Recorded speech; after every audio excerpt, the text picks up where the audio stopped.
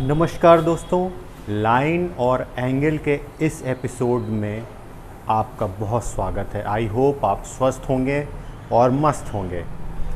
हम लोग इंट्रोडक्शन कुछ पढ़ चुके थे, कुछ बचा था, जो इम्पोर्टेंट था वो अभी बचा हुआ था। आज हम लोग पढ़ेंगे ट्रांसवर्स कटिंग के बारे में। जी हाँ, अगर स्टूडेंट हमारे पास कोई दो लाइन दे रखी है, अगर दो लाइन दे रखी है जो L1 है और L2 है, अगर इसको एक लाइन इंटरसेक्ट करती है कुछ इस तरह से, तो ये ट्रांसवर्स कटिंग होती है। और उसमें कौन से एंगल किस लाइन के बराबर होंगे उसके बारे में हम आज चर्चा करेंगे। तो इसमें अगर हम नेमिंग करना चाहें तो ये 1 हो गया, ये 2 हो गया, ये 3 हो गया, ये 4 हो गया, ये 5 हो गया, ये 6 हो गया, ये 7 हो गया, ये 8 हो गया। इसमें स्टूडेंट करस्पॉन्डिंग एंगल कौन होते हैं? बच्चों को सबसे ज़्यादा परेशानी होती है करस्पॉन्डिंग एंगल निकालने में कि इस एंगल में करस्पॉन्डिंग एंगल कौन है। तो स्टूडेंट हम आपको बता दें कि इसमें करस्पॉन्डिंग एंगल होंगे, अगर ये L1 लाइन है, ये L2 लाइन है, तो जो L1 के ठीक सिमिलर L2 में होंगे वही करस्पॉन्डिंग एंगल होंगे। और corresponding angles are equal in transverse cutting of two lines. अगर ऐसा है तो ऐसा होगा।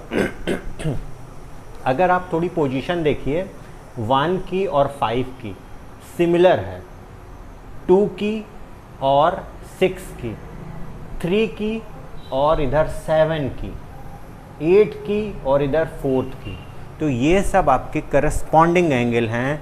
और correspond angles are always equal in transverse cutting. So इसको कह सकते हैं पहला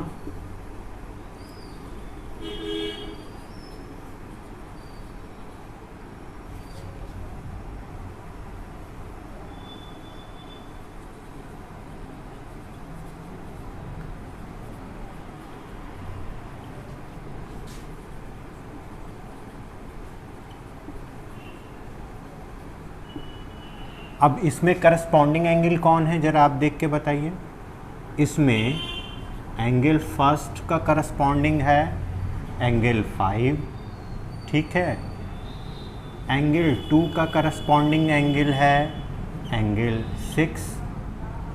एंगल 3 का करस्पॉन्डिंग एंगल है एंगल 7।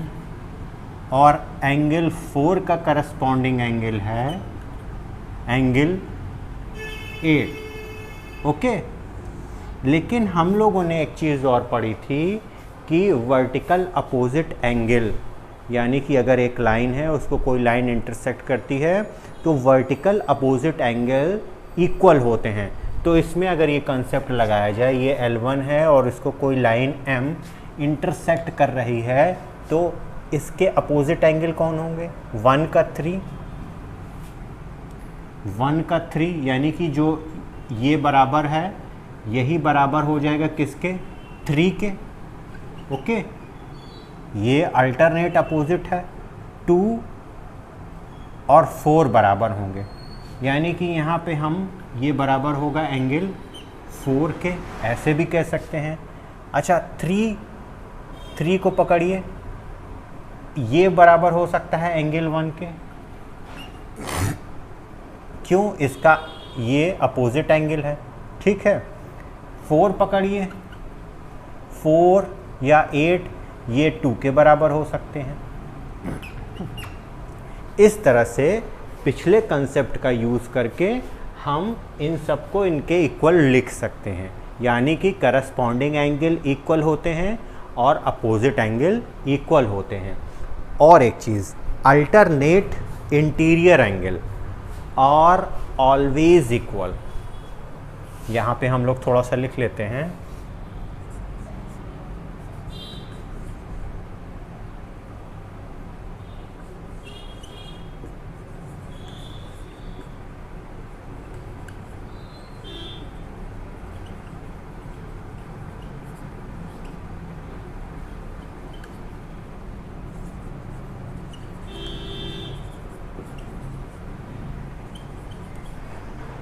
अब इसमें अल्टरनेट इंटीरियर एंगल कौन होगा?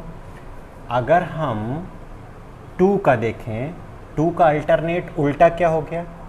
2 का 8 और 3 का 5। तो हम ये कह सकते हैं angle 2 is equal to angle 8 and angle 3 is equal to angle 5। ये अल्टरनेट इंटीरियर एंगल होंगे।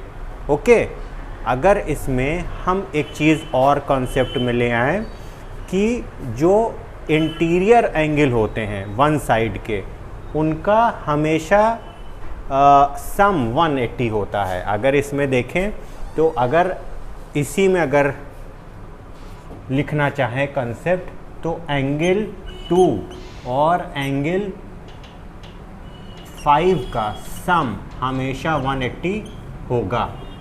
ठीक है, तो डियर स्टूडेंट, इसको हमेशा रिमाइंड कीजिएगा कि अगर 2 और 5 है तो उनका सम 180 होगा। आपके कैसे?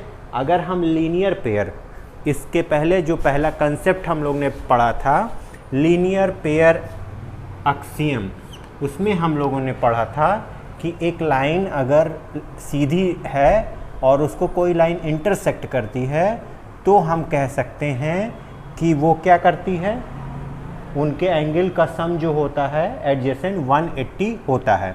तो अगर ये M है, L को क्या कहते हैं, इंटरसेक्ट करती है, तो हम कह सकते हैं एंगल 1 और angle 2 is equal to 180।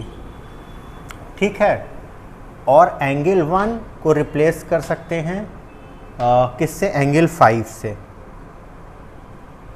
Angle 1 जो है एंगल 5 है, तो ये और एंगल 2 के जगह है ही है, तो यहाँ पे और एंगल 5 कर सकते हैं, और angle 5 plus angle 2 is equal to 180, जो कि हम कह सकते हैं कि इंटीरियर एंगल जो होते हैं वो उनका सम 180 होता है। अब चाहे ये वाले 2 हों, इनको पकड़ लीजिए, या फिर ये वाले हों 3 और 8 हों।